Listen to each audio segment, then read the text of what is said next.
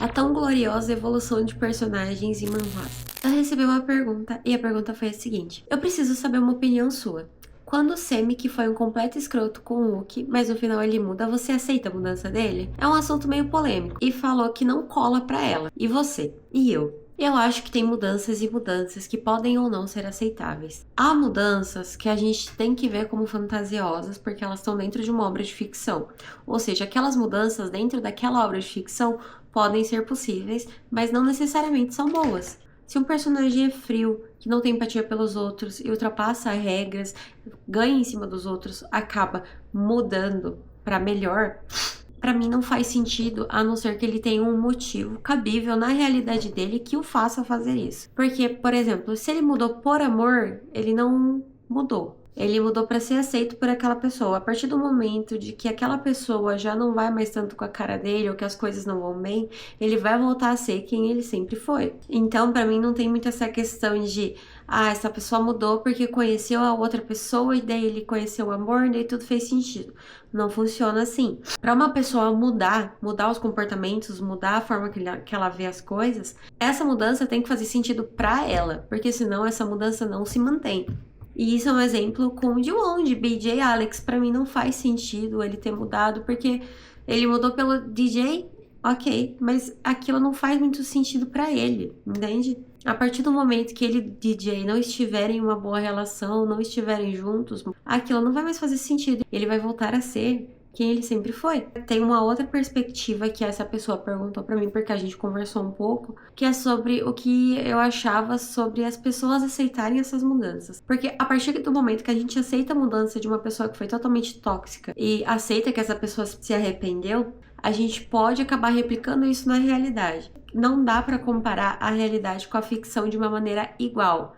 Até porque a realidade a gente não muda. A realidade a gente só tem uma vez para fazer as coisas. A ficção, ela é criada a partir de uma visão da realidade que a gente tem, de uma pessoa que teve vivências e que teve ideias para criar aquela história. A ficção é sim um reflexo do que a gente vê na realidade, mas a ficção a gente consegue expandir as coisas de uma maneira muito maior do que a gente consegue na realidade. A partir do momento que a gente aceita um personagem que é tóxico e mudou, a gente pode acabar fazendo isso com a realidade. Mas da mesma forma que quando o personagem muda não desfaz os erros que ele teve, na realidade também não.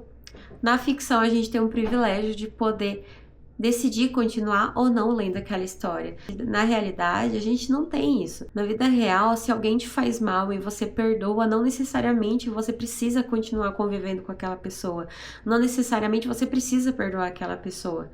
Até porque a pessoa pode ter feito coisas da qual não são passíveis de perdão para você. Mas na ficção, a gente tem esse privilégio de poder ver a história de cima e não estando nela. A ficção, a arte, a história servem pra gente se entreter, obviamente, mas também a gente consegue experimentar de sensações a partir de um outro personagem. A gente consegue ver pontos de vista diferentes e trazer aquilo pra gente muitas vezes. A partir do momento que a gente perdoa um personagem que foi escroto, não necessariamente você precisa perdoar, não necessariamente você precisa esquecer os erros que esse personagem teve.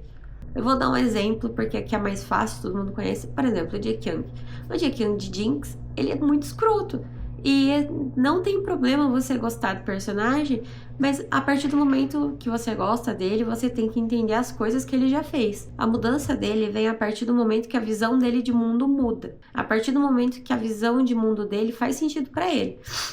E é por isso que ele muda. A partir do momento que ele tem consequências, que ele não quer lidar com elas, então aí que ele muda o comportamento para um comportamento mais sociável, mais amigável, porque aquilo tá fazendo sentido para ele. E não é só por uma pessoa, é pelo ambiente que ele tá e que faz sentido para ele. Mas isso não significa que os atos do passado fiquem no passado. Aquilo faz parte de quem ele é e de quem ele foi, mas não necessariamente determina o que ele é.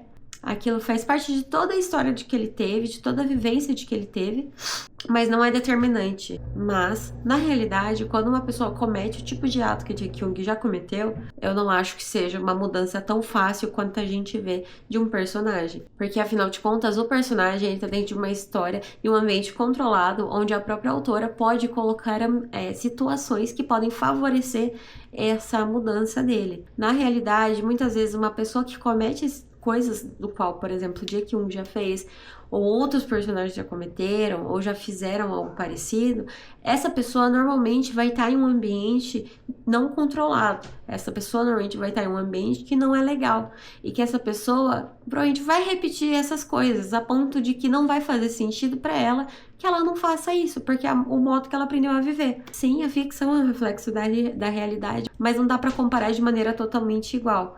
Mas dá sim para trazer aprendizados e para a gente ver muitas coisas a partir do momento que você tem senso crítico para diferenciar as situações da qual você está vendo as coisas.